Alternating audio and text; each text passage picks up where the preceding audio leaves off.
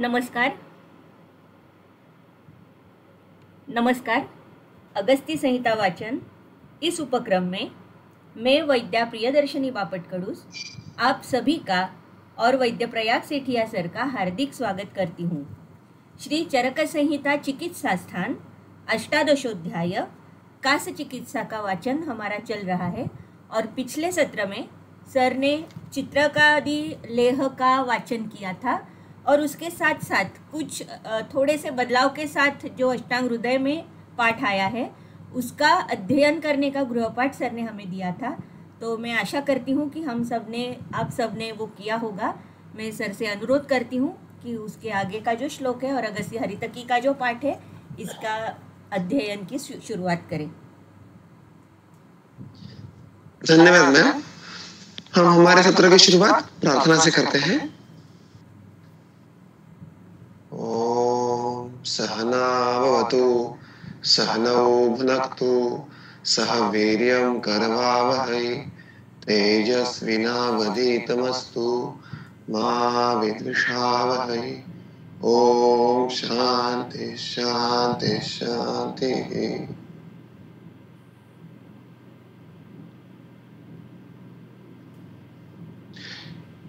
सभी श्रोताओं का मैं हार्दिक स्वागत करता हूँ। हमने इसके पहले के सत्र में चित्रकादि लेह इसकी चर्चा की थी और आज हम जो वैसे ही और एक साक्षात अवलेह कल्पना है अगस्त्य हरितकी उसके बारे में देखना प्रारंभ करेंगे। तो काश चिकित्सा सूत्र क्रमांक 57 से लेकर 62 तक जो सूत्र है वो सारे अगस्त्य हरितकी के हैं। एक बार हम पूरा जो ये पाठ है वो पढ़ लेते हैं और फिर उसमें क्रमशः क्या क्या बातें दी है उनके बारे में चर्चा करेंगे। दशमूलिम स्वयं गुप्ताम शंख पुष्पीम चटिम बलाम हस्ते पिप्पल्यपामार्ग पिप्पली मूल चित्रकान भार्गीम पुष्कर मूलञ्च द्विपलांशम यवाडकम हरितकी शतम चैकम जले पैंचाडके पचेत यवै स्विन्नै कषायं तं पूतं तच्चाभयाशतं पचेत गुणतुलां दत्त्वा पूर्णवैंच पृथग्रतात् तैलात् स पिप्पली चूर्णात् सिद्धशीते च माक्षिकात् लीयाद्वे चाभये नित्यम् अतः खादेत रसायनात् तद्वलीपलितं हन्ति वर्णायुर्बलवर्धनं पैंचकासां क्षयं श्वासं हिक्काञ्च विषमज्वरं हन्यात् तथार्षो ग्रहणी रुद्रोगारुचि पीनसान् अगस्त्य विहितं श्रेष्ठं रसायनम इदम शुभम। तो अगस्त्य हरितकी का जो आरंभ का कुछ भाग है उसमें अर्थात जो अवलेह निर्मिति के बारे में जो बातें कही है उनको शुरुआत में देखते हैं। एकदम के पहले एक दो सत्रों में शायद हमारी बातों में उल्लेख हुआ था कि चरक कल्पसुधा ये जो एक चरक संहिता में जो अलग अलग अधिकरणों में कुल मिलाकर जो 100 कल्पों के वर्णनों का एक जो पुस्तक है उसमें भी इसका वर्णन है। तो मैं बीच बीच में उन संदर्भों को भी उनमें अर्थात कुछ अलग नहीं है लेकिन एक विशिष्ट पद्धति से एक क्रम से कल्प का वर्णन किया है। तो मैं उसकी मदद ले लेकर इस कल्प का विवेचन करने वाला हूँ। ये बात आपको पहले कह देता हूँ और इसके आगे फिर आगे चलकर इस कल्प के बारे में थोड़ा और देखने का प्रयास करते हैं।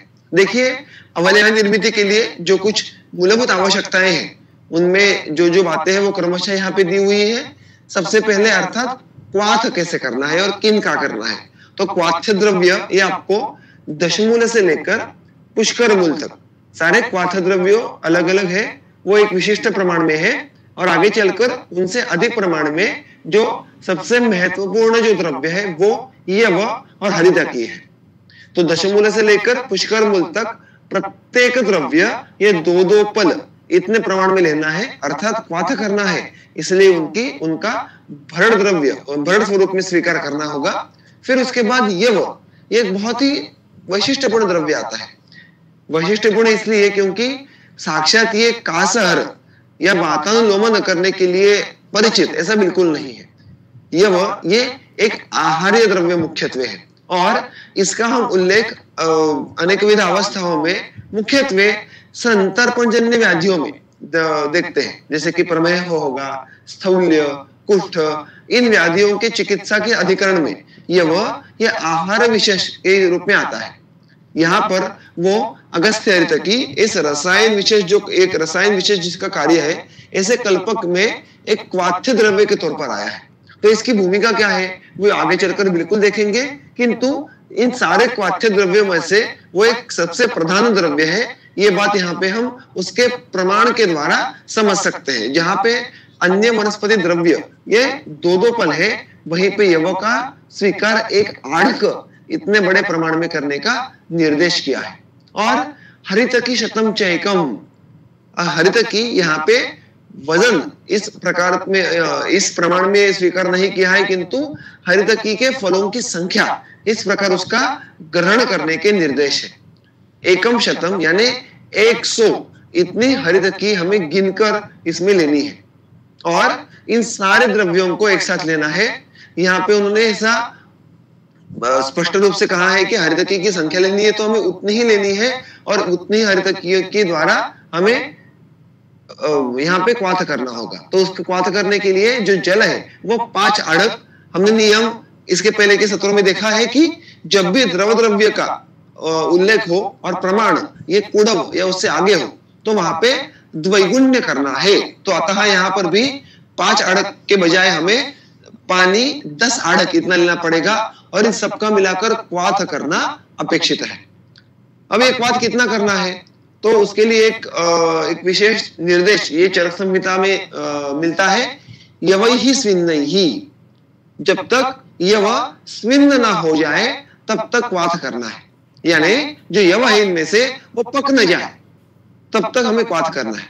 और ऐसे बहुत बार ग्रंथों में विविध कल्पों में हमें ऐसे निर्देश देखने के लिए मिलते हैं कि इतना इतना पानी बचा के रखो, ऐसा नहीं निर्देश होता है, अपितु अमुक अमुक अवस्था तक हमें क्वाथ करना अपेक्षित है, ऐसे निर्देश देखने के लिए मिलते हैं। जैसे कि च्यवनप्राश में क्वाथ कब तक करना है तो यावत गतर सत्वम, जब तक क्वाथ्य द्रव्यों का और आम्लकी का रस ये उस जल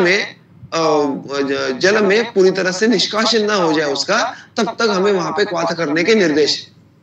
अब इसका अर्थ ऐसा है कि ग्रंथों को अर्थात कितने देर अग्नि संस्कार करने के बाद, प्रायः कितना जल शेष रहने के बाद क्या वहां पे बदलाव अपेक्षित होगा, इसका सेंस ये बिल्कुल होने वाला है। और वही हमें वो बात कहना चाहते हैं, किंतु इस जगहों पे हमें टीकाकारों की बहुत मदद होती है, क्योंकि प्रायः ऐसा देखने के लिए मिलता है कि गतर सत्व जो च्यवनप्राश में कहा है वो एग्जैक्टली कब तक होता है, इसका ज्ञान हमें या आपको होना ये बहुत मुश्किल हो जाता है। तब टीकाकार हमें कहते हैं कि देखो प्रायः इस कल्प में इन द्रव्यों का उपयोग करने के समय क्वाथ तैयार होने के लिए उसमें गतर सत्व आने के लिए इतना पानी शेष रखना होगा।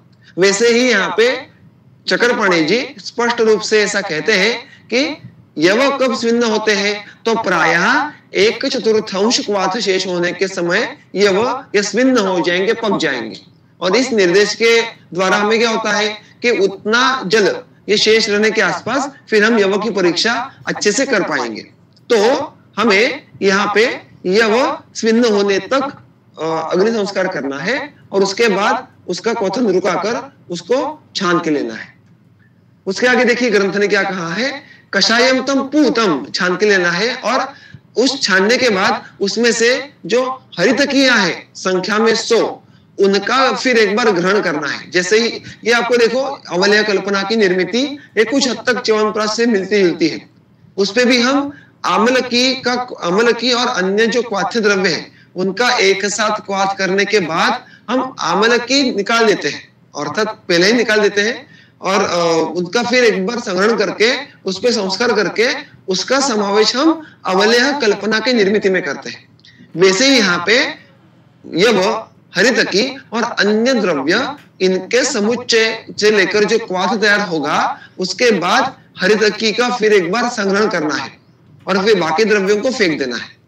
और जो ग्रंथ में वर्णन है सूत्र में वो क्या है देखिए, पचेत गुणतुलाम दत्वा कूड़ावाइंच पृथक घृतात तैलात स पिप्पली चूर्णात सिद्ध शीतेच माक्षिका। तो अर्थात एक बार हमारे पास क्वाथ तैयार हो गया, फिर हमारे पास हरितकियां आ गई, फिर उनका अवलय निर्मिति के लिए और एक बार पाक करना है और उसके लिए यहाँ पे मधुर द्रव्य है गुड़, उसका स्वीकार करना है 1 तुला इतने प्रमाण में, और कूढ़वंच पृथक घृतात तैलात स पिप्पली चूर्णात, यानी घृत, तैल और पिप्पली चूर्ण, इन तीनों का 1-1 कुड़व इतना ग्रहण करने के लिए कहा है।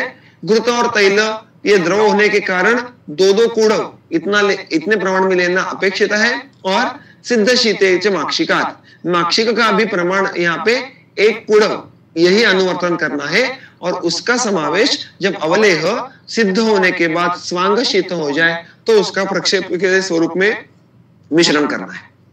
अब यहाँ पे इतना स्ट्रेट फॉरवर्ड वर्णन यहाँ पे किया है कि इस प्रकार से इस अवलेह को सिद्ध करो, लेकिन हम देखते हैं कि च्यवनप्राश में इतना ही संक्षेप में वहां पे सिद्धि का वर्णन आता है, किंतु व्यवहार में उसके कुछ वैशिष्ट्यपूर्ण स्टेप्स है कि कब अवलेह को बाहर निकालना है, जो घृत और तेल का पाक करना है वो कहाँ पर, वो किस अवस्था में करना है, फिर उसका मिश्रण कब करना है, उसका पाक सिद्धि की लक्षण क्या है, ये सारी जो बारीकियां हैं ये हमें साक्षात सूत्र में देखने के लिए मिलती नहीं है, क्योंकि वो अति विस्तार हो जाता है, हर जगह पे वो कहना ये असंभव है।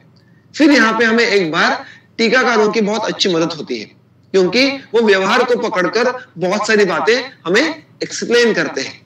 और इसीलिए यहाँ पर भी जो गंगाधर चक्रपाणी के चरक संहिता के जो एक और टीकाकार है, वो ऐसे हमें कुछ इनपुट्स यहाँ पे देते हैं जो बहुत ही व्यावहारिक है।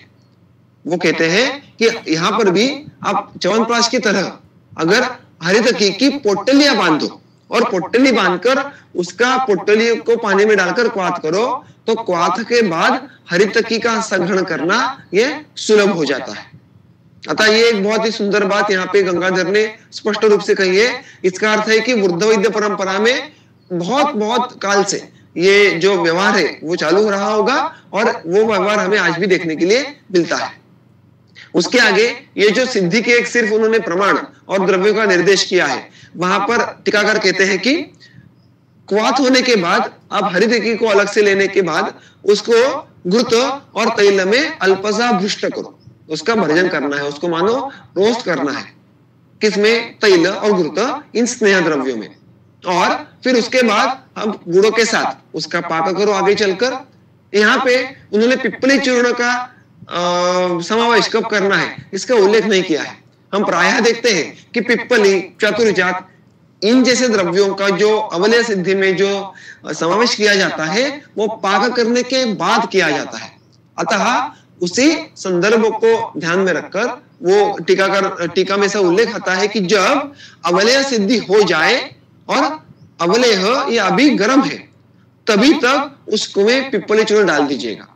यानी और अन्य शब्दों में अवलेह का पाक पूर्ण होने के बाद जब उसको हम गैस से नीचे उतारेंगे, इसको कहते हैं कि अवतारिते। तो अवतारिते यानी जब हम उसको गैस से नीचे उतारेंगे उसी मोमेंट, उसी क्षण में फिर वहां पे पिप्पली चूर्ण का समावेश करके एज अ प्रक्षेप उसको अच्छे से घुला दीजिएगा। और अर्थात जब वही अवलेह ये कालांतर से स्वांगशीत हो जाए तो वहां पे मधु का समावेश करना अपेक्षित है। सो ये कुछ बारीकियां हमें टीकाकारों में देखने के लिए मिलती है, और आगे चलकर जिनको भी इस प्रकार के अवलेह का निर्माण करना है स्वयं से, तब ऐसे संदर्भों का उपयोग बहुत अधिक होता है। ओके, सो इस प्रकार हमें अगस्त्य हरितकी ये एक कल्पना, ये बनी बनाई मिल जाएगी। और विजुअलाइज कीजिएगा कि इसमें 100 हरितकियां लेने के लिए कहा है, तो उनका वहां पे महीन चूर्ण करना अपेक्षित नहीं है। तो वो 100 हरितकियां 100 हरितकियों के रूप में, फल के रूप में अंत तक रहने अपेक्षित है। ऐसा कब समझ में आता है? जब हम आगे चलकर उसकी मात्रा विशेष देखते हैं तो ये बात समझ में आती है कि इस अवलेह का स्वरूप कैसे होगा, कैसे होना चाहिए आइडियली, कि अवलेह और उसमें 100 हरितकियों के फल ये उसमें व्याप्त है। हमें ऐसा देखने के लिए मिलता है कि ऐसा देखने के लिए मिलना चाहिए कि 100 हरितकियां और उसको लिप्त ऐसा अवलेह, और इस प्रकार के 100 हरितकियों का कुल मिलाकर जो अवलेह तैयार होगा उसके साथ साथ उसका सेवन करने का विधि और उसकी मात्रा क्या कहा है। तो देखिए, लियात द्वेच अभय नित्यम अतः खादित रसायनात्। क्या करना है? तो 2 हरितकियों का लेहन करना है, और उसके साथ जो भी अवशिष्ट रसायन है, अर्थात जो अवलेह उसके साथ बनेगा वो उसको चिपका हुआ रहेगा। वो अलग अलग हमें हरितकी अलग मिल जाएगी और अवलेह अलग मिल जाएगा, ऐसा नहीं होने वाला है। तो उन दो हरितकियों को साथ में खाना है और उसके साथ उस रसायन से जो भी अवलेह बना होगा उसका भी हमें सेवन करना है। और ऐसा किस प्रकार करना है, तो नित्यम खादेत, नित्यम यानी नियमित सेवन करने का यह रसायन विशेष है। अब देखिए यहाँ पे इंटरेस्टिंग बात ऐसी है कि दो हरितकियों का सेवन करो, ये बात तो कही है, लेकिन उसके साथ साथ जो अन्य अवलेह बनने वाला है उसका सेवन कितनी मात्रा में करना है, इसका निर्देश यहाँ पे नहीं दिया है। फिर एक बार यहाँ पे टीकाओं की मदद होती है, लेकिन यहाँ पे कुछ मत भिन्नता हमें टीकाओं के अनुसार देखने के लिए मिलती है। वाग्भट के जो टीकाकार है अरुण दत्त, उनका कहना है कि दो हरितकियों के साथ सत्त्रिभाग पल यानी 1.33 पल इतना अवलेह उनका सेवन कीजिएगा। लेकिन हेमाद्री जो एक और अन्य टीकाकार है वाग्भट के, वो कहते हैं कि दो हरितकियों के साथ 2 पल इतने लेह का सेवन करना चाहिए। अब अगर हमें इसका निष्कर्ष और इसका कुछ सॉल्यूशन निकालना होगा, तो what is the ideal way? तो ऑब्वियसली हमें ये ग्रंथ की विधि से जो उन्होंने रसायन निर्मित का पूरे एक प्रक्रिया कही है, उस प्रकार ही हमें अवलेह सिद्धि करनी है और उसके अंत में हमें 100 हरितकियों से युक्त अवलेह प्राप्त होगा। अगर हम रोज 2 हरितकियों का सेवन करने वाले हैं या उसका हम रेगुलरली 2 हरितकियों का सेवन करने वाले हैं, तो 50 बार हम इस प्रकार का सेवन करने के बाद हमारी 100 हरितकियों का सेवन पूर्ण हो जाएगा। यानी वी कैन से कि दिस कल्प is made for 50 servings. 50 bar seven करने के लिए यह अवलेह आइडियली बना है। अब अर्थात ये उसकी एक ग्रंथोक्त मात्रा है, उसमें हम कम ज्यादा कर सकते हैं, लेकिन ग्रंथों को ऐसा अपेक्षित है कि 50 बार सेवन करने के बाद ये अवलेह ये समाप्त हो जाए। तो जब हम एक्चुअली उसका निर्माण करेंगे तो हमें अंदाजा आ जाएगा कि हरितकी के साथ कितना अवलेह बन रहा है। मात्र गुड़, तैल, घृत, क्वाथ इनकी अरिथमेटिक एडिशन करके हमें यह अंदाजा नहीं आने वाला कि अवलेह कितना बनेगा। और फिर उसके बाद जितना भी अवलेह बनेगा वो हमें 50 दिनों में पूरा करना है, खत्म करना है। तो तब हम इसका अंदाजा लगा सकते हैं कि 2 हरितकी प्लस X अमाउंट ऑफ अवलेह यह सेवन करने के बाद 50 दिनों में वो पूरा कल्प समाप्त हो जाएगा। And then we will get to know exactly कि what is the approximate amount of avaleh which is to be consumed along with the haritaki. So ये सब इसका सेवन विधि और उसका विशिष्ट कालावधि यहाँ पे उन्होंने कहा है। अब आगे जाएंगे, उसकी जो फलश्रुति है उसकी तरफ में बढ़ेंगे।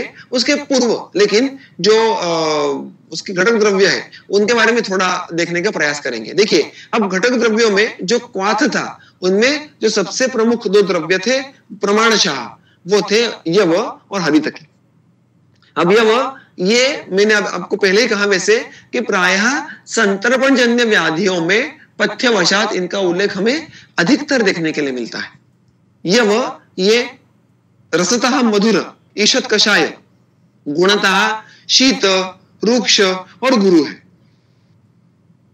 प्रायः मेद कफग्न, इस कर्म की अवस्था जब जब होती है तब यव ये उनके उल्लेखित द्रव्य के तौर पर देखने के लिए मिलता है और वो कोष्ठ में वातावर्धक है। ये पुरुष वर्धनानाम श्रेष्ठ या अग्र्य ऐसा कहा है। किंतु ये सारी बातें होने के बाद भी उनके जो कुछ विशेष कार्य है उसमें बल्य, स्थैर्यकृत, अग्नि, मेधा, स्वर, वर्ण इनका वर्धन करने वाला, रक्त पित्त प्रसादक, ये भी कुछ उसके विशेष कर्म है जो प्रायः हमारे स्मरण में रहते नहीं है। तो बल्य या वर्ण्य, स्वरीय, मेध्य ये कार्य उसके कैसे होते होंगे? क्योंकि इसमें कुछ रस, कुछ गुण ये बलवर्धन करने वाले बिल्कुल है, जैसे कि मधुर रस होगा या गुरु गुण होगा। किंतु कषाय रस, रूक्षत्व ये बातें ये अपतर्पण करने वाली है। तो एग्जैक्टली यव का बल्य या यव का स्वरीय, वर्णीय ये कार्य कैसे होता होगा? तो यहाँ पर भी हमें यव के वर्णन के समय जो कुछ टीकाएं आती है उसमें बहुत अच्छा वर्णन ये देखने के लिए मिलता है। वहां पे टीकाकार ये बात कहते हैं कि जो यव है वो स्रोतों विशोधन करके रस का वहन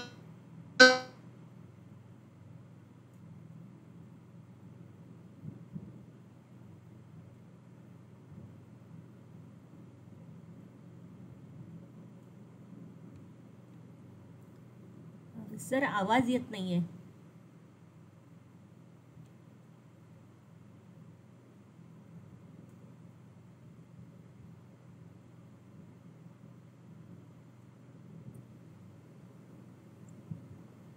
हो, आवाज येत नाहीये. सर आवाज येत नाहीये. हाँ, आवाज बिल्कुल नहीं आ रही है. हेलो, मैंने थोड़ा लेट ज्वाइन किया था. Good morning everyone. My self doctor Asha टंडे of Gujarat. आप बता सकते हैं सर ने ये जो अगस्त्य की हरितकी जो बताया है, तो उसमें कौन सी हरडे का प्रयोग करने के लिए बताया है? सुरवारी हरडे या फिर वो जो छोटी वाली और हरडे आता आवाज आती येतोय है? का? हा आता येतोय सर. हाँ सर. हा, माझं हेडफोनचा अचानक काहीतरी प्रॉब्लेम आला म्हणून म्हणाला. हरकत नाही. येस, करूया सुरू पुन्हा. Just a minute.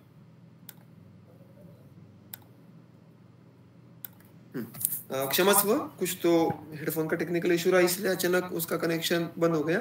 तो जो वर्णन कर रहा था मैं, वो मुख्यत्वे यव के कार्य के बारे में हम देख रहे थे कि यव, इनका ग्रंथ में जो वर्णन दिया है कर्म विशेष है, जो हम देख रहे थे कि जो स्वर्य, वर्ण्य या ऐसे जो धातुओं के लिए हितकर ऐसे जो कर्म देखने के लिए मिलते हैं, वो किस प्रकार होते होंगे. तो वहां पे जो टीकाएं हैं उनमें हमें ये वर्णन देखने के लिए मिलता है कि यह मुख्यत्वे स्रोतों विशोधन करके ऐसी फैसिलिटेशन करता है कि उन स्रोतों में से रस और अन्य जो धातु परिपोषक अंश है उनका संचारण सम्यक हो, और उस अनुषंग से फिर आगे चलकर जो धातु स्नेह परंपरा है वो अच्छी बनी रहती है. और अगर हम आगे देखने के लिए जाए तो हरितकी का भी कर्म कुछ हद तक ऐसा ही है. इसीलिए हरितकी का पर्याय नाम पथ्या ऐसा कहा है. पथ्या, इसका अर्थ क्या है? पथ यानी मार्ग, यानी शरीर में जो भी मार्ग विशेष है, फिर वो स्रोतों होंगे, सिराएं होंगी, उनमें से जो भाव पदार्थों का वहन है वो किसी भी विबंध के बिना होते रहना. हरितकी भी साक्षात, हरितकी स्वयं ये एक सर्वोत्तम रसायन द्रव्य है, दीपन करने वाली है और मुख्यत्वे वात का अनुलोमन करने वाली है. और एक बहुत ही मजे की बात इन सेंस, क्योंकि हमें हरितकी का ये जो कार्य है वो बहुत बार हम भूल जाते हैं कि चरक सूत्रस्थान अध्याय क्रमांक 4 में वो उसका समावेश कासहर महाकषाय में भी किया गया है. तो जब हम यव और हरितकी इनको एक साथ यहाँ पे इस कल्प में देखते हैं कि वो क्वाथ्य द्रव्य में से सबसे प्रधान है, तो दोनों मिलकर उनका जो एक कॉमन गुण विशेष है वो है रूक्ष. अतः ब्रूहण कर्म करना ये इसका प्रमुख कार्य नहीं होने वाला है. तो ऑन द कॉन्ट्री, जो शरीर में स्रोतों विशोधन करके और शरीर में जो अग्नि बल है उसका वर्धन करके कार्य करने का इनका एक प्रधान जो वे ऑफ एक्शन है वो हमें देखना आवश्यक है. और उसके साथ साथ जो अन्य क्वाथ्य द्रव्य है उनमें हम देखेंगे तो इस कल्पों का गामित्व ये कफस्थान, महास्रोतस यहाँ पे अधिक हो, इसके लिए उस प्रकार के द्रव्यों की योजना की हुई देखने के लिए मिलती है, जैसे कि दशमूल, भारंगी या श्वासघ्न. ऐसे जो मैंने इसके पहले के सत्र में कहा था कि जो जोड़ी आती है बार बार, छठी पुष्कर मूल, इनका यहाँ पे समावेश ये बहुत वैशिष्ट्यपूर्ण है. उसके साथ साथ हम एक साथ देख पाते हैं कि मुख्यत्वे कफस्थान में दुष्ट कफ का नाश करना, अग्निबल का वर्धन करना, और इस स्वयं कल्प, क्योंकि अवलय कल्पना है, ये प्रायः पचने के लिए गुरु रहती है. आप संस्कार में देखिए कि जिस प्रकार के द्रव्यों का जिस प्रमाण में उपयोग किया है और अंत में हमें जिस स्वरूप का कल्प मिलता है वो पचने के लिए गुरु होता है. तो उसका भी अच्छे से पचन हो जाए इसके लिए जो अंत में प्रक्षेप पिप्पली डालते हैं, उसके साथ साथ यहाँ पर क्वाथ्य द्रव्यों में हमें चव्य, पिप्पल मूल, चित्रक, अपमार्ग ऐसे द्रव्यों का उल्लेख देखने के लिए मिलता है जो अग्निबल वर्धन के लिए अत्यंत आवश्यक है. एक बहुत ही अलग द्रव्य में कहूंगा इस क्वाथ्य में द्रव्य में आता है वो है शंख पुष्पी. अब अर्थात प्रायः मेरे जैसे सामान्य बुद्धि के वैद्य के कभी सोच में ऐसा आना बहुत ही दूर की बात है कि शंख पुष्पी ये इस प्रकार के कल्पक में समावेश हो कर सकते हैं, क्योंकि मेध्य या वयस्थापन इतना उसका कर्म छोड़ दे तो उसके बाकी कर्म के एंगल ये हमें ज्ञात होते ही नहीं है. लेकिन अगर हम इन रसायन कर्म में ही चरक संहिता में भी देखें कि जब वहां पे उसका उल्लेख ये मेध्य रसायन के अधिकरण के वशात आया है, लेकिन वही उसका केवल कार्य ऐसा नहीं है. वर्ण्य, बल्य, ऐसे अन्य रसायन कार्य भी उसके द्वारा होते हैं। ये बात हमें वहां पे देखने के लिए मिलती है। तो कुल मिलाकर हमें समझ के क्या लेना है कि ये सारा जो द्रव्य संघात है, जो क्वाथ के लिए उपयोग में लाया है, उसके द्वारा रसायन कर्म होना अपेक्षित है। कफस्थान, महास्रोतस, इन पे अधिक तौर पर कार्य होना अपेक्षित है। वहां पर भी मुख्यत्वे वो स्रोतो विशोधन करेंगे, उसके साथ साथ अग्निबल वर्धन करेंगे। किंतु इन सारे द्रव्यों का समुच्चय देखने के लिए जाए तो उनमें रूक्ष गुण का प्राधान्य देखने के लिए मिलता है, जो वातवृद्धि का भय रखता है, जो हमें कासे जैसे व्याधि में होना बिल्कुल अपेक्षित नहीं है। अतः यहाँ पे तैल घृत दोनों स्नेहों का समुच्चय आया है। जब भी इस प्रकार का यमक होता है, यमक यानी दो स्नेहों का एकत्रित उपयोग किया है, तो स्नेहन इस कार्य का प्रकर्ष वहां पे होना अपेक्षित है। उसके साथ साथ गुड़ और अंत में पिप्पली, इन द्रव्यों का जब हम समावेश देखते हैं तो ये बात समझ में आती है कि ग्रंथों ने यहाँ पे दो बातें साध्य की है। एक तो क्वाथ्य द्रव्यों के रौक्ष का कोई भी दुष्परिणाम ये कल्पक के अंत में ना हो, इसलिए इतने सारे अच्छे स्नेह द्रव्यों का समावेश, और उसके साथ साथ कास, इसमें जो समवायी कारण है बात, उसका निग्रह करने के लिए भी यहाँ पे इन सारे द्रव्यों का समावेश किया हुआ देखने के लिए मिलता है। और इसके लिए इन द्रव्यों के उपयोग से क्या होता है, तो स्रोतस, ये स्निग्ध, मृदु, इस प्रकार से होते हैं, जिनसे वात का समूल शमन होना, जिस प्रकार का वर्णन मैंने पिछली बार भी कहा था कि वात कला कलय में आया है कि अगर वात का प्रशमन होना है तो क्या करना अपेक्षित है, तो शरीर में जो भी स्रोतस है उनको वात के विपरीत गुणों से युक्त कीजिएगा। और वो कार्य यहाँ पे इस कल्पों के अलग अलग घटक द्रव्य बहुत ही अच्छा करेंगे।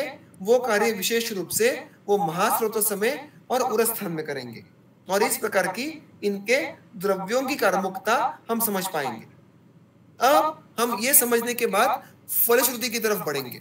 देखिए, ये कल्प भी बाहर मुख्यत्वे जो दक्षिण भारत की फार्मास्यूटिकल कंपनीज है उनके द्वारा बना बनाए हमें मिलता है, किंतु उसमें एक ही जो ड्रॉबैक है वो है कि इस प्रकार हरितकियों को अलग अलग पकाकर उनका पाक करने का जो विधि है वो वहां पे फॉलो नहीं किया जाता, तो उनका प्रायः चूर्ण रूप से ही समावेश वो निर्मिति में करते हैं। अतः जस्ट लाइक एनी अदर अवलेह, इसका हमें वहां पे जो स्वरूप है वो देखने के लिए मिलता है। तो अगर मैंने कहा था वैसे कि आपको उसका यथावत उपयोग करना है तो स्वयं निर्मिति करना ये राजमार्ग है, अन्यथा जो बना बने अगस्त्य हरित की मिलती है उसका भी उपयोग आप कर सकते हैं इस दोष का स्वीकार करके, किंतु वो भी इन सारी अवस्थाओं में काफी हद तक अच्छा काम करती है, ऐसा अनुभव है। ओके, तो देखते हैं कि इसकी फलश्रुति एग्जैक्टली किस प्रकार की है। तद बलि फलितम हंति वर्णायुर बलवर्धनम, तो उस फलश्रुति का जो पहला ही जो सूत्र में जो पहला ही वर्णन है वो रसायन कर्म की तरफ निर्देश करता है। इस जो कल्प का वर्णन है उसका अंत भी कैसा है, देखो, अगस्त्य विहितम श्रेष्ठम रसायनम इदम शुभम, ये अगस्त्य मुनि द्वारा विहित ऐसा शुभ श्रेष्ठ रसायन है। तो वातजकास में निर्दिष्ट सर्वश्रेष्ठ रसायन इस प्रकार का वर्णन इसका कहा गया है। तो इसका प्रमुख कार्य रसायन के एंगल से देखना हमें आवश्यक है। अब हम जब रसायन ऐसा कहते हैं तो उसमें अलग अलग एस्पेक्ट्स होते हैं। रसायन कर्म ये अलग अलग प्रकार से ये एग्जीक्यूट होने में अपेक्षा होती है, और उनका ऐसा भी देखने के लिए मिलता है कि विशिष्ट रसायन ये विशिष्ट 1, 2 या 3 प्रकार के कार्य करके रसायन करते हैं। कुछ द्रव्य मुख्यत्वे धातुओं का बलवर्धन करना, कुछ द्रव्य ये वात के गति को यथावत रखना, कुछ द्रव्य ये जठराग्नि, धात्वग्नि, इनका बलवर्धन करके फिर रसायन कर्म करना, कुछ द्रव्य ये स्रोतसों को विशुद्ध रखना, और कुछ कल्प इनमें से एक से अधिक कार्य एक साथ करना। इस प्रकार से अलग अलग हमें रसायन द्रव्यों के अप्रोच ये देखने के लिए मिलते हैं।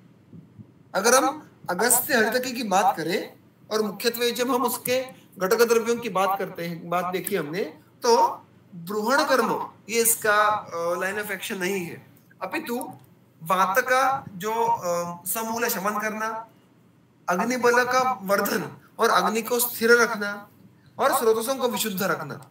इस प्रकार से इसका रसायन कार्य हमें देखने के लिए मिलने वाला है। और इनमें भी जो विशेष रसायन कर्मों के उल्लेख है वो है वली पलितम हंति, वली और पालित्य इनका हनन करना, और वर्ण, आयु, बल इनका वर्धन करना। अब देखिए वली और पलित ऐसा बहुत सारे कल्पों में हमें एक साथ जोड़ी देखने के लिए मिलती है फलश्रुति में। और वलितम पलितानि च इस प्रकार का वर्णन हमें चरक संहिता सूत्र स्थान अध्याय क्रमांक 28 में रस प्रदोष जो विकृतियों का वर्णन है वहां पे देखने के लिए मिलता है।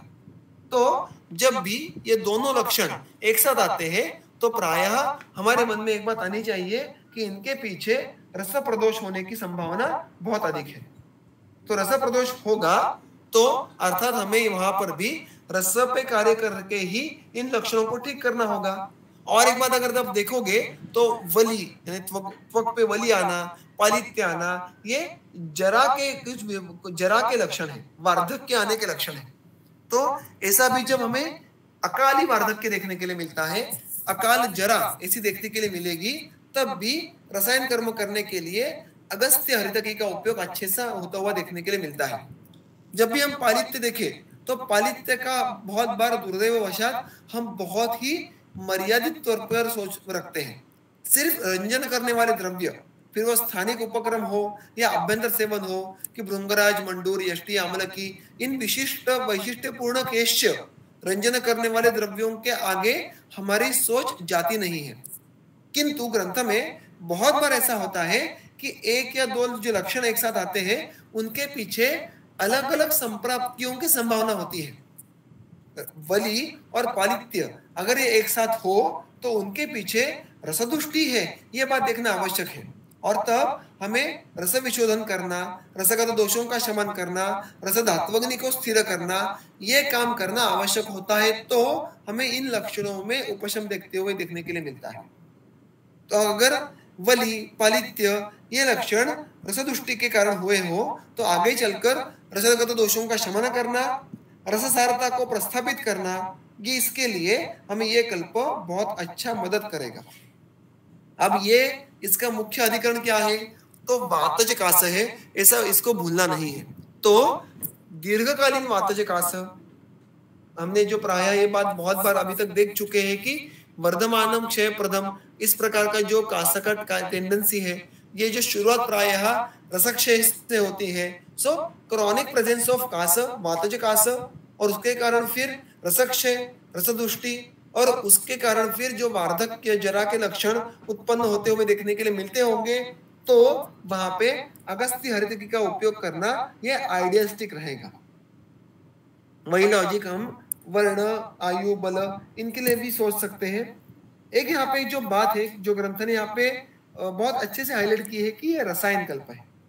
और सुश्रुत सुश्रुत संहिता के वर्णन में हमें सूत्र स्थान में एक बहुत ही इंटरेस्टिंग संदर्भ ये देखने के लिए मिलता है कि जो असाध्य व्याधियां हैं उनको भी साध्य करने के कुछ तरीके हैं। उनमें से जो वैद्य के हाथ में जो युक्ति व्यपशय चिकित्सा के अनुषंग से रहता है वो है रसायन चिकित्सा। अर्थात it is much easier said than done, क्योंकि वहां पे रसायन चिकित्सा के विधिवत इंप्लीमेंट करना अपेक्षित है। किंतु व्यवहार में ऐसे जो व्याधि होते हैं जो प्रायः याप्य होते हैं, उनमें हमें रसायन का सेवन, रसायन का जो उपयोग है वो करते रहना अत्यंत आवश्यक होता है, उस व्याधि का अच्छे से यापन हो इसलिए। तो ये अगस्त्य हरितकी भी ये एक बहुत ही महत्वपूर्ण रसायन होने के कारण जब कोई कास व्याधि दीर्घकाल तक टिकेगा, उसको अगर असाध्यत्व का लेबल होगा तो हमें इस प्रकार का कल्प का नित्य सेवन करना यह अत्यावश्यक हो जाता है। यहाँ पे एक मैं इंटरेस्टिंग बात कहना चाहूंगा अष्टांग हृदय के अनुषंग से। जैसे चरक संहिता में इसका अधिकरण यह वातज कास है, उषा, अष्टांग हृदय और अष्टांग संग्रह दोनों ने इसका कास के जो प्रकार विशेषों का अधिकरण बदल के समावेश क्षतज कास में किया है। देखिए कितना बड़ा बदलाव है।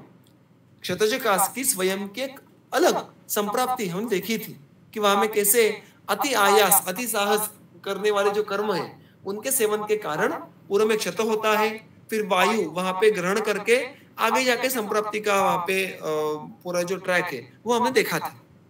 तो बागभट ने युक्ति पूर्वक इसका जो वर्णन है वो वहां पे किया है। और अगर हम क्षतज कास का वर्णन देखें तो वहां पर भी हमें अर्थात माता प्रकोप और उसके साथ साथ कर्मात वीर्यम रुचि ही पक्ता बलम वर्णश्च हीयते ऐसा वर्णन देखने के लिए मिलता है कि वहां पर भी बल वर्ण इनका क्रमशः जो क्षय होते हुए देखने के लिए मिलता है।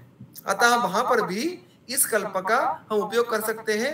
क्षतज कास का प्रोग्नोसिस ये आसान नहीं है, सुलभ नहीं है, वो बहुत ही कष्टतर ऐसा होता है। और हमने साध्यत्व में भी देखा था, अगर रुग्ण या तरुण हो, बलवान हो, व्याधि नव हो तो ही वो साध्य हो सकता है, अन्यथा उसका भी यापन करना ये हमारे पास विकल्प रह जाता है। तो इस प्रकार की अवस्था में भी हमें अगस्त्य हरितकी का उपयोग अच्छे से होगा। इसमें से जो यव है, अगर हम यवों के गुण धर्मों को देखें तो व्रणेषु पथ्यम ऐसा वहां पे वर्णन आता है, यानी जब भी व्रण हो तो यव ये बहुत ही अच्छा पथ्य द्रव्य के तौर पर कार्य करते हैं। और उरक्षत में क्षत का अर्थ व्रण ऐसा ही है। तो वहां पर भी हमें इस प्रकार से यवाधिक्य होने वाले कल्प का उपयोग अच्छे से हो सकता है। ओके, सो कास के अधिकरण में ये जो दो विशेष अवस्था है वो तो यहाँ पे दी है। आगे चलकर कहते वो है, हमने ये बात पहले भी कि जब ऐसा वर्णन आता है जो पांचों, तो हमें ये बात सोचनी है कि पांचों कासों में मिलाकर जो भी एक सामान्य घटना है उस पे ये द्रव्य ये कल्प अच्छा कार्य करेगा। तो सारे कासों में मिलाकर ये एक तो रसायन कर्म करके उस रुग्ण में कास के बारे में अपुनर्भवत पर प्रस्थापित करना ये उसका मुख्य कार्य है। अतः हम ये कह सकते हैं कि ये एक व्याधि प्रत्यनिक रसायन है। रसायन जो रसायन अधिकरण के जो अलग अलग अध्याय देखने के लिए मिलते हैं, चरक चिकित्सा स्थान अध्याय क्रमांक 1, अष्टांग हृदय उत्तर स्थान अध्याय क्रमांक 39, तो वो रसायन के अध्याय या उसमें उनके रसायन के अधिकरण के अलग अलग कल्पों का वर्णन आता है। और दूसरे प्रकारों का रसायनों का वर्णन कहाँ पे आता है, तो वो व्याधि चिकित्सा में आता है। तो जब भी हमें कोई व्याधि का जो व्याधि पे जो हम कार्य शुरू करते हैं और उसके शमन के दोषों शमन के जो काफी बड़ा प्रक्रिया है उसके हम समापन की तरफ पहुंचते होंगे, तो शुरू करने का या यापन करने के लिए या दुर्बल रुग्ण करने के लिए डे 1 से उस व्याधि में कोई रसायन शुरू करना है तो प्रायः हमें उस व्याधि के चिकित्सा के अधिकरण का रसायन लेना यह संयुक्तिक होता है।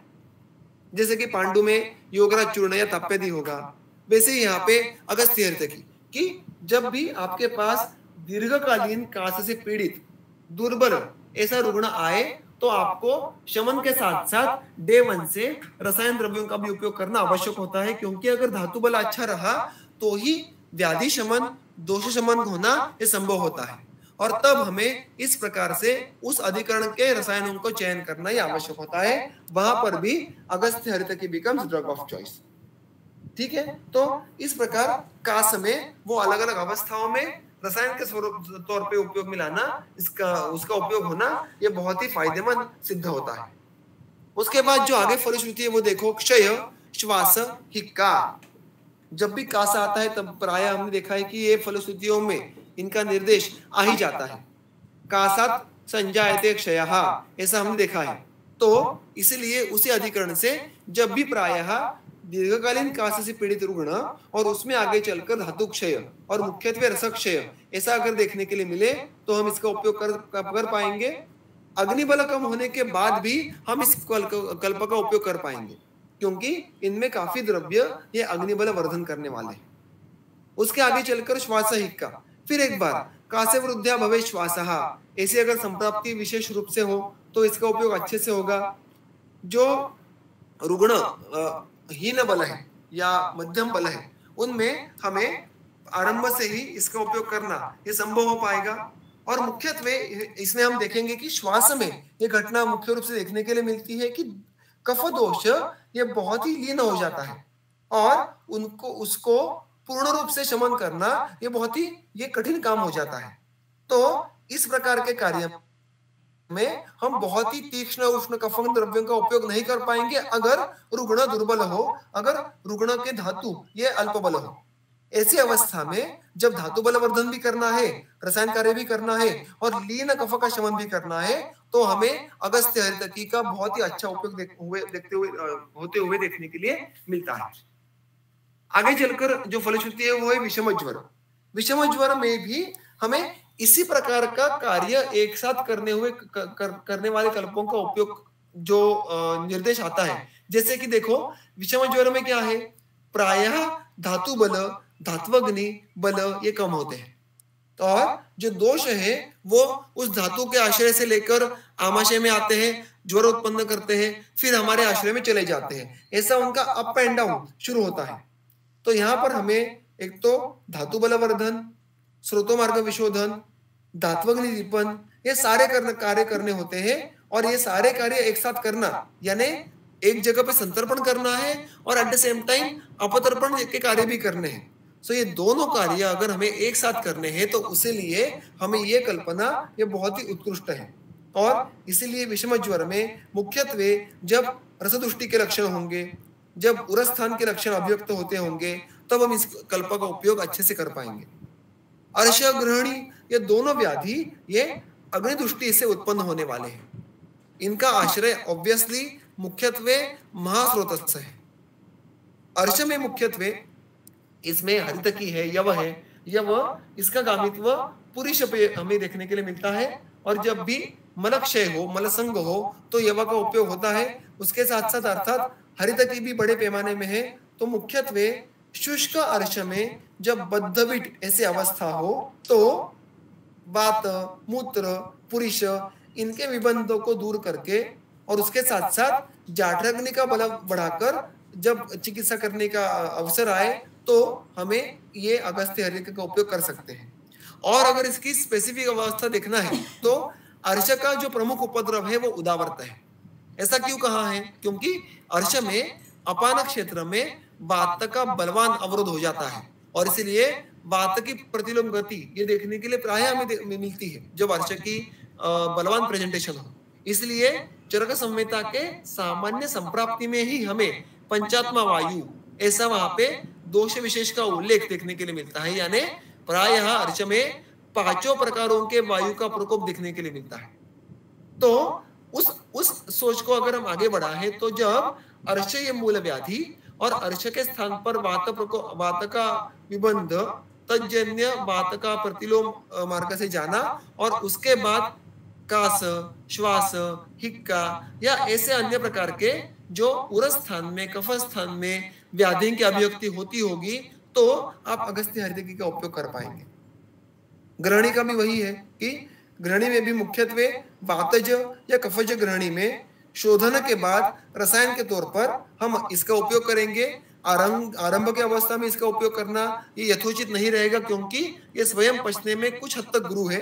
तो सामता की अवस्था में इसका बिल्कुल उपयोग करना नहीं है। निरामता की अवस्था में जब दोष बल कम हो जाए तो हम इसका उपयोग कर पाएंगे, क्योंकि ये कुछ अंश तक ये गुरु है, किंतु इसमें अग्निबल वर्धन करने की भी क्षमता है। अतः निराम अवस्था में अग्निबल वर्धन करना ये इसका एक कार्य हमें ग्रहणी में बहुत ही फायदेमंद सिद्ध होता है। रुद्रोग बहुत ही वैशिष्ट्यपूर्ण बात है कि चरक चिकित्सा अध्याय क्रमांक 26 यानी त्रिमर्म चिकित्सा, वहां पे जो रुद्रोग का वर्णन है उसमें कफज रुद्रोग में अगस्त्य हरितकी का निर्देश है। वहां पे चरक संहिता में स्पष्ट वर्णन है कि कफज रुद्रोग में अंत में जब रसायन की अवस्था आ जाए तब आप इसी अगस्त्य हरितकी का उपयोग कीजिएगा। तो यहाँ पे अगस्त्य हरितकी का वातघ्नत्व के साथ साथ कफघ्नत्व भी अंडरलाइन होता है। अतः जब हम इस कल्प के दोषघ्नत्व की बात करें तो वात कफघ्न ये बात हमें यहाँ पे याद रखना आवश्यक है। रुद्रोग में कार्य होता है, अर्थात इसका गामित्व भी हृदय पे होगा, फिर एक बार उरस्थान पे इसका विशेष कार्य ये यहाँ पे अंडरलाइन होता है। उसी को आगे चलकर अरुचि, अरुचि भी मुख्यत्वे जिह्वा और हृदय इन दो स्थानों पर जब दोषों का आश्रय हो तो अभिव्यक्त होती है, और इन दोनों पे गामित्व होने के कारण हम इसका उपयोग कर पाते हैं। पीनस, पीनस देखिए, पीनस का संप्राप्ति अगर हम देखें तो संस्थान दोषे शिरसी प्रवृद्धा वायु प्रतिशायम, इस प्रकार की जो संप्राप्ति का वर्णन हमें चरक में देखने के लिए मिलता है कि शिर प्रदेश जो फिर एक बार कफ का स्थान है, वहां पे कफ प्रधान दोषों के संचय के कारण स्त्यानत्व आ जाए और वहां पे वायु का प्रकोप और आगे जाके पीनस या प्रतिश्चाय, इस प्रकार की फलश्रुति अगर हमें देखने के लिए मिले तो वहां पर हम अगस्त्य हरितकी का उपयोग कर सकते हैं। किस प्रकार, देखिए यहाँ पे जो एक सबसे वैशिष्ट्यपूर्ण जो शब्द है वो है स्त्यान दोष। दोष जब स्त्यान हो, स्रोतों को चिपकने लगे, आसानी से बाहर ना गिरे, अर्थात वहां पे कफ का अनुबंध होगा, ये बात सुस्पष्ट है, तो उनको बाहर निकलने के लिए क्या करना पड़ता है। मैंने शायद पहले भी एक ऐसा दृष्टांत दिया था कि जब हम किसी भी बैंडेड का प्रयोग करें, कभी हमें पहले से किया करते थे, बचपन में हमने किया होगा कि कुछ लग जाए तो हम बैंडेड लगाया करते थे, अगर वो 3-4 दिन तक रह जाए तो वो अच्छा खासा चिपक जाता है और उसको वैसे ही निकालना ये अत्यंत पीड़ादायक प्रक्रिया होती है। तो उसको क्या करते हैं, हम उसको गीला करते हैं, स्निग्ध करते हैं, मृदु करते हैं और फिर हम उसको निकालते हैं तो वो आसानी से निकल जाता है, हमें कोई विशेष पीड़ा नहीं होती। स्त्यान दोषों को निकालने के लिए भी हमें यही सब करना पड़ता है। हमें पहले उनका क्लेदन करना पड़ता है, हमें उनको मानो गीला करना पड़ता है, मृदु करना पड़ता है और फिर हम उनको निकालने का प्रयास करें तो वो निकल जाएंगे। यही काम स्त्यान दोषों पे अगस्त्य हरितकी करती है।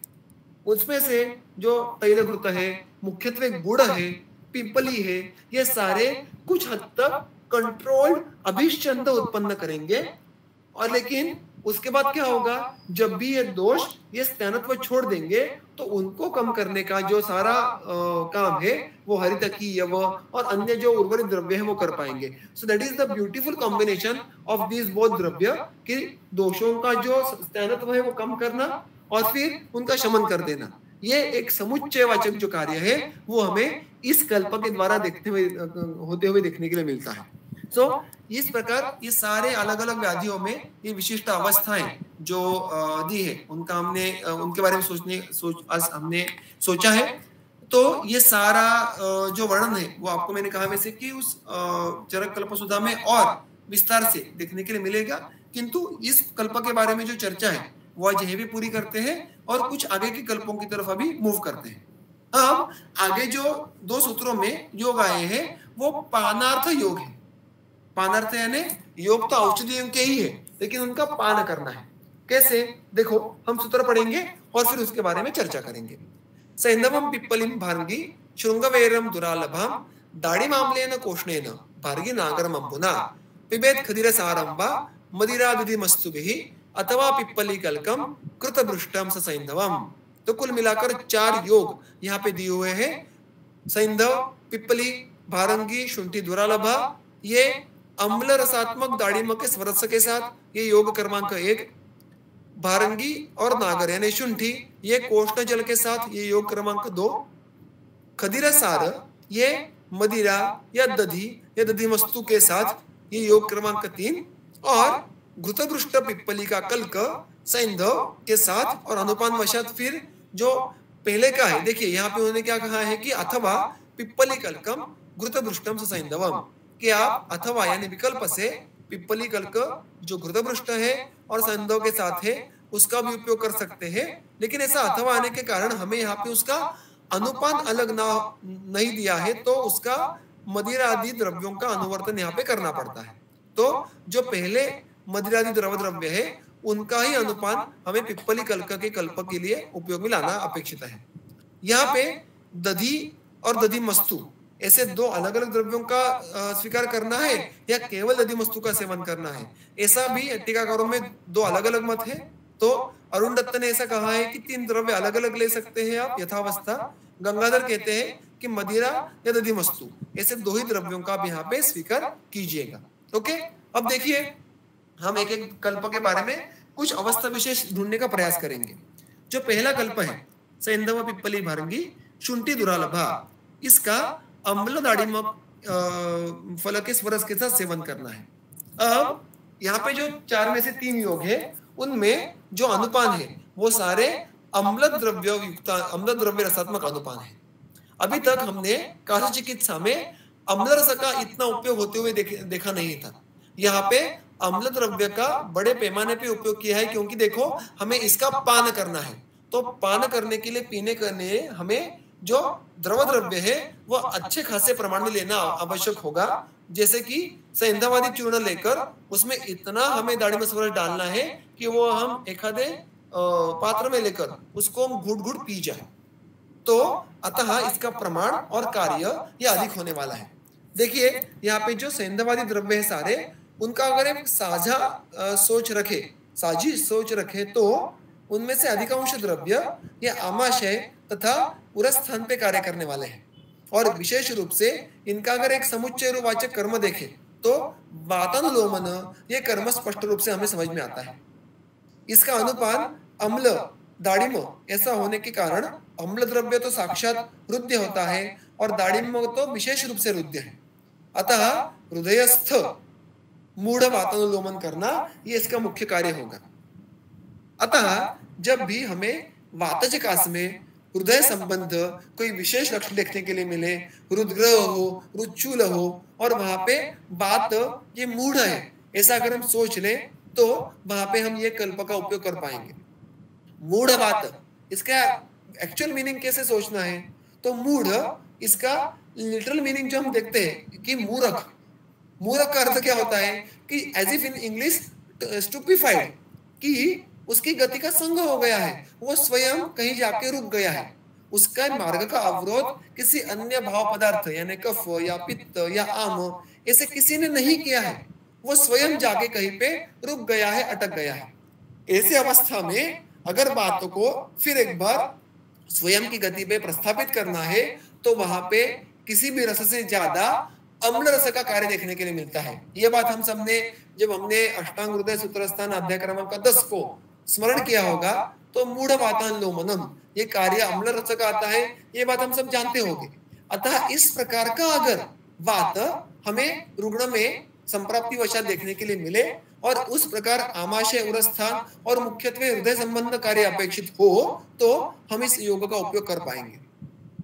तो मुख्यत्वे वातजकास और उसमें भी शुष्क कास यानी क्या, मैंने पहले भी कहा था वैसे कि जब रुग्ण कहता है कि मतलब ढास लगती है, सूखी खांसी बहुत काल तक आती है और वहां पे अन्य किसी दोष का अनुबंध नहीं है और उस सूखी खांसी के साथ साथ रुचूल, रुद्ग्रह और दाड़िम और अम्ल द्रव्य, इनका एक जो और कार्य यहाँ पे हमें उपयोग में आएगा जो है रुचि अरुचि अगर हो, अग्निबल कम हो तो इन दोनों को कम करने के लिए हम इस योग का उपयोग कर पाएंगे, क्योंकि अम्ल रस और विशेष रूप से दाड़िम ये अग्निबल वर्धन करने वाला और रुचिप्रद ऐसा है। सो इस प्रकार इन सारे लक्षणों का समुच्चय हो तो इस अवस्था में हम इस योग का उपयोग कर पाएंगे। योग क्रमांक 2 देखिए, शुंठी भारंगी और कोष्ठ जल। इतना सिंपल और इतना स्ट्रेट फॉरवर्ड योग है। मैंने आपको पहले भी कहा था कि जब भी हम हमारे चिकित्सालय में पुड़िया सिस्टम से द्रव्य देते हैं कि हम हमारे मन से द्रव्य डिस्पेंस करते हैं खल में एक साथ करके, तो समझो कास का रुग्ण हमारे पास सामने आए तो कास के अधिकरण में साक्षात जो द्रव्य है उनको सोचे बिना हम जो द्रव्य सुनते आए हैं, जो हमारे प्रोग्राम में बैठे हैं, वही द्रव्यों का हम बार बार उपयोग करते बैठते हैं। जैसे हमने कहा था कि पिंपली होगी, सिचू होगा, तालिसादी होगा, इन्हीं को घूम फिरा कर उपयोग में लाते हैं। लेकिन अब अगर आप ये चिकित्सा स्थान पढ़े, इस प्रकार का अध्ययन करें तो हमें एक अंदाजा आता है कि ग्रंथ कौन से द्रव्यों का अधिकांश उपयोग ये कास अधिकरण में करते हैं। यहाँ पे तो देखिए शुंठी भारंगी, बस इतना ही योग है और कोष्ण जल के साथ। तो भारंगी स्वयं में कटुतिक्त कषाय, उष्ण और रूक्ष इस प्रकार की मुख्यत्वे कफ शोषण करने वाला द्रव्य है। अगर हम इसका एकल उपयोग करें तो वो रूक्षण करेगा। अतः इसका संयोग उन्होंने शुंठी जैसे स्निग्ध मधुर विपाकी द्रव्य के साथ किया है। तो इससे क्या होता है, इससे भारंगी का रूक्षण कार्य नहीं होगा, वात प्रकोप की संभावना नहीं रहेगी, लेकिन ये दोनों मिलाकर अनुबंधी कफ पे उत्तम कार्य करेंगे। अतः वातजकास में जब कफानुबंध रहेगा और कफ का वहां पे हमें शोषण करना ये मुख्य कार्य है, क्योंकि शुंठी का भी जो रस है वो कटुतिक्त इस प्रकार का है। तो दोनों में कटुतिक्त तत्व सामान्यत्व है, उष्णवीर्य का सामान्यत्व है, तो उस कार्य में वृद्धि होगी और कफ का शोषण बहुत ही अच्छे देखने के लिए मिलेगा। तो जब अत्यल्प कफ का अनुबंध रहेगा, उसके साथ साथ अग्निमांद्य है, तो हम इस योग का उपयोग कर पाएंगे। आगे देखिए खदीर सार। अब कासा में खदीर का उपयोग करना, ये जब तक हम ग्रंथ पढ़ते नहीं तब तक हमारे बुद्धि में आना मानो असंभव है। अब इसके अगर इस योग के बारे में अगर हम सोचे तो खदीर वैसे देखने के लिए जाए तो अत्यंत कषाय, शीतल वीर्यात्मक, रूक्ष, कटुविपाकी यानी क्लासिकल वात प्रकोप के लिए उपयुक्त मानो ऐसा द्रव्य समझ में आता है। तो उसका उपयोग हम वातजकास में कर रहे हैं। इसके पीछे का तर्क क्या हो सकता है? तो देखिए, एक तो इसका अनुपान भूलना नहीं है। यहाँ पे एकल खदीर का उपयोग नहीं किया है। मदिरा, दधिमस्तु या दधि, इतने विशेष रूप से अम्ल द्रव्यों के साथ इसका संयोग किया है, यानी कषाय अम्ल, ऐसा एक वैशिष्ट्यपूर्ण संयोग यहाँ पे हमें देखने के लिए मिलता है। खदीर द्रव्य ये कषाय तिक्त, हिम, पित्त कफ रक्त मेदोग्न, पाचन, दंत्य, गल रोगनुत, ऐसे कुछ विशेष कार्य मैंने उसके यहाँ पे लिखे हैं। अब खदीर द्रव्य अगर हम ऐसे पढ़ने के लिए जाए तो वो एक अलग अभ्यास का विषय है, लेकिन अब जब उनको इस द्रव्य को वातजकास के अधिकरण में देख रहे हैं तो हम उसको, जब हमें वातजकास में विशिष्ट अवस्था में उसको फिट करना है, तो मैंने जो जो उपयुक्त द्रव्य संदर्भ है उसको मैंने आपके सामने रखा है। रक्त मेदोग्न, ये उसका धातुओं पे विशेष कार्य है, और आगे चलकर धन्वंतरी निघंटु में कासघ्न ऐसा उल्लेख खदीर के फलश्रुति में देखने के लिए मिलता है। लेकिन यहाँ पे उसके कासघ्न कार्य के लिए जो हमें अनुपान की मदद लेनी पड़ती है वो सर्वथा अम्ल रसात्मक है, और सर्वथा हम कह सकते हैं कि खदीर के गुणों के विपरीत है। यानी सारे उष्णवीर्य के हैं, वहां पे ये कषाय तिक्त है तो यहाँ पे अम्ल है, वो खदीर वृक्ष है तो ये स्निग्धत्व की तरफ जाते हैं। तो ये सारा संयोग है वो कुछ वैशिष्ट्यपूर्ण है। तो यहाँ पे खदीर का रोल क्या हो सकता है? ऐसा अगर हम सोचे, गल रोगनुत, ये उसका कार्य कहाँ गया है? गायत्री ये खदीर का एक पर्यायवाचक है, यानी स्वर के लिए जिसकी अभिव्यक्ति में गल का बहुत ही बड़ा वहां पे रोल है, उसके लिए खदीर उपयुक्त है। अतः खदीर के अलग अलग कल्पों या में जो समावेश होता है वो मुख्यत्वे गल, दंत, मुख, इन रोगों में हमें देखने के लिए मिलता है। अगर आपको स्मरण रहेगा तो कासे की संप्राप्ति में जो भिन्न भिन्न स्थान संचय के जो एरियाज थे उसमें एक कंठ था। इतना ही नहीं, हमने ये भी बात देखी थी कि अध प्रतिहतत्व, कि कहीं तो वात के मार्ग का अध प्रतिहनन होना, ये बात कंठ में भी हो सकती है। प्रायः कंठ रोगों में हमें देखने के लिए ऐसा मिलता है कि कंठ में ही वात का प्रतिहनन और उस कारण कसन।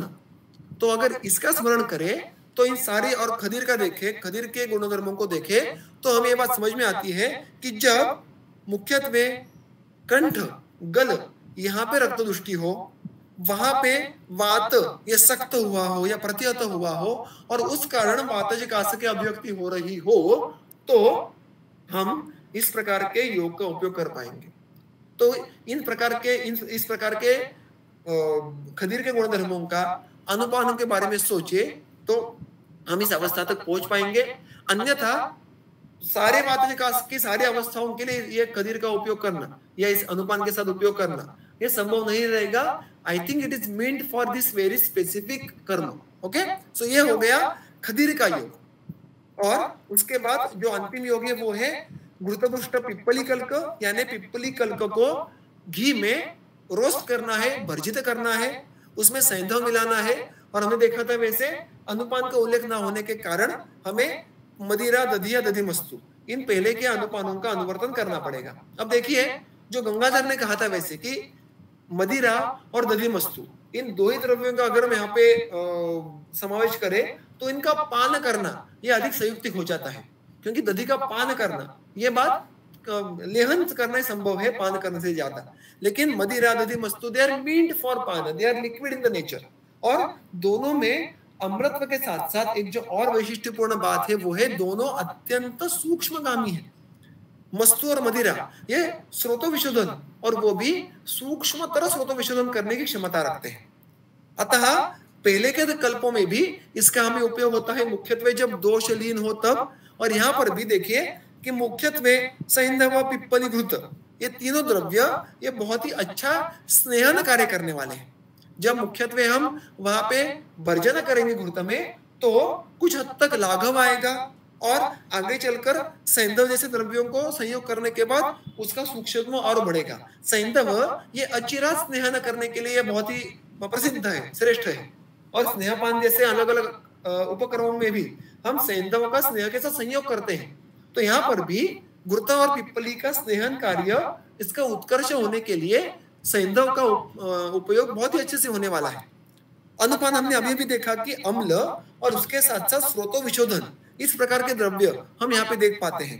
अतः देखो यहाँ पे मधुर द्रव्य है घृत, लवण द्रव्य है, अम्ल द्रव्य है, तो तीनों वातग्न वातानुलोमन करने वाले द्रव्यों का संयोग यहाँ पे करके उन्होंने वातग्नत्व का दर्जा बहुत बढ़ा दिया है।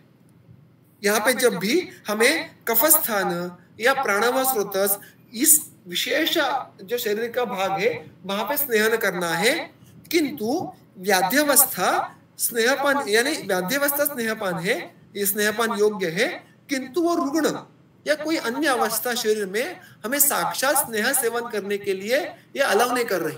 जो हमने शुरुआत में स्नेह देखे थे, कंटकारी स्नेह, कंटकारी घृत, तृष्णार्ध घृत, या आगे चलकर